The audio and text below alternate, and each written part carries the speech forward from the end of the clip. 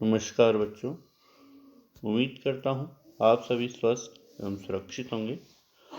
हमने अपनी पिछली कक्षा में हमारी पाठ्यपुस्तक आरोह भाग 2 काव्यखंड के अंतर्गत गोस्वामी तुलसीदास द्वारा रचित कवितावली तथा लक्ष्मण मूर्छा और राम का विलाप पर चर्चा की थी। हमने लक्ष्मण मूर्छा राम का विलाप के अंतर्गत 3 दोहों का हम भावार्थ कर चुके थे। आज हम सोरठे की शुरुआत करेंगे, लेकिन इससे पहले हम दोहे के कुछ भाग का पुनः दोहरान करते हैं।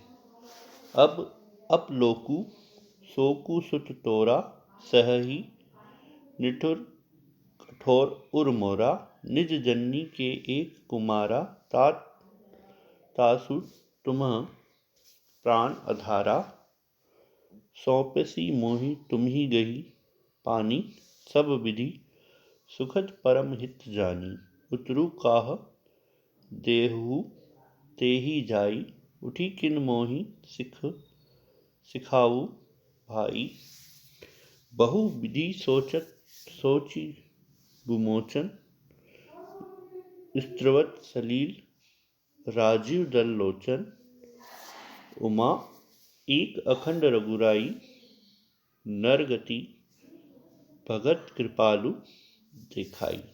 चलिए अब हम इसके भावार्थ को तथा शब्दार्थ को देखते हैं। अपलोकु मतलब अपयश, सहाय मतलब सहन कर लेगा, निठुर कठोर, उर मतलब हृदय, निज अपनी जननी माँ, कुमारा पुत्र, तात पिता, तासु उसके, प्राणधारा प्राणों के आधार, सोयसी सौंपा था, मोह मुझे, गही पकड़कर यानी हाथ, हित हितेशी आदि। देखते हैं। लक्ष्मण के होश में आने पर राम विलाप करते हुए कहते हैं कि मेरा निष्ठुर व कठोर हृदय अपयश और तुम्हारा शोक दोनों को सहन करेगा। हे तात, तुम अपनी माता के एक ही पुत्र हो तथा उसके प्राणों के आधार हो। उसने सब प्रकार से सुख देने वाला परम तथा हितकारी जानकर ही तुम्हें मुझे सौंपा था। अब उन्हें मैं क्या उत्तर दूंगा? तुम स्वयं उठकर मुझे कुछ बताओ। इस प्रकार राम ने अनेक प्रकार से विचार किया और उनके कमल रूपी सुंदर नेत्रों से आंसू बहने लगे। शिव जी कहते हैं, हे उमा, श्री रामचंद्र जी अद्वितीय हैं और अखंड हैं, भक्तों पर कृपा करने वाले हैं। भगवान ने मनुष्य की दशा दिखाई है। प्रभु प्रलाप सुनी कान, विकल भय बानर निकर, आई गयु हनुमान जिमी, करुणा महावीर रस। अब हम इसके कठिन शब्दों पर चर्चा करते। प्रभु मतलब श्री राम, प्रलाप मतलब तर्कहीन वचन, सुनी का मतलब सुन, कान विकल बेचैन परेशान, भय बानर मतलब बंदर, निकर का मतलब होता है समूह, आई गयो हनुमान, जिमी मतलब जैसे, करुणा मतलब दुख, मैं मतलब मैं, वीर रस मतलब वीर रस।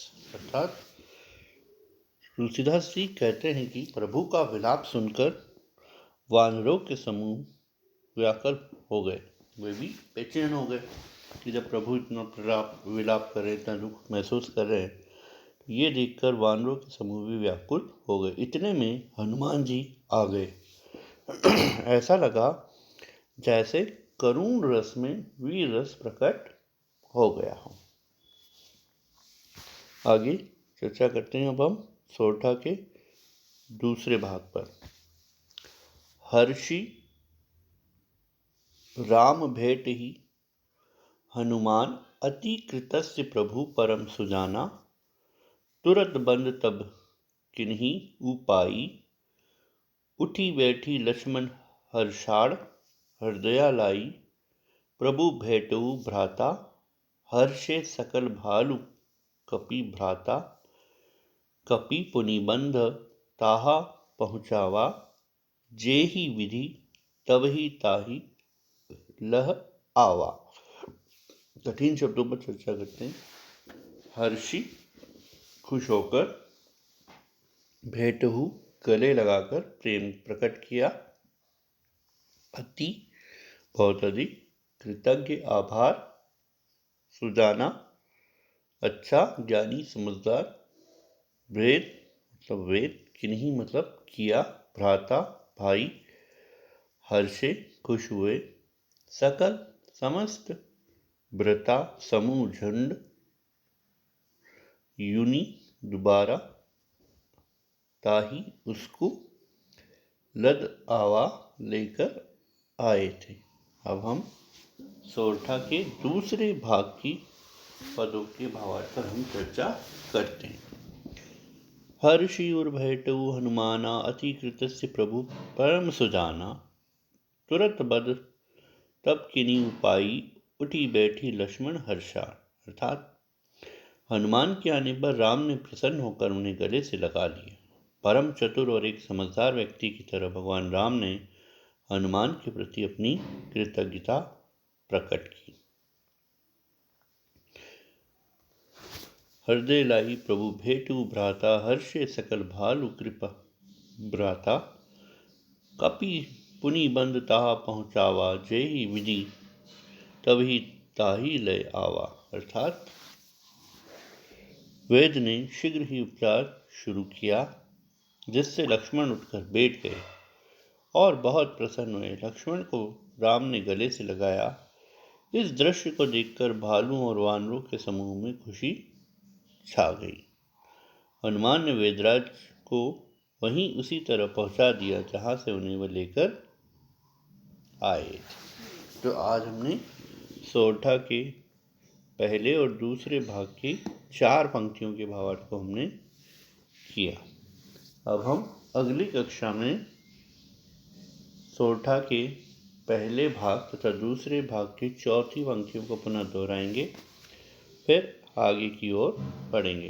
तब तक आप सभी इसका पुनः दोहरान करें। धन्यवाद। आपका दिन शुभ हो।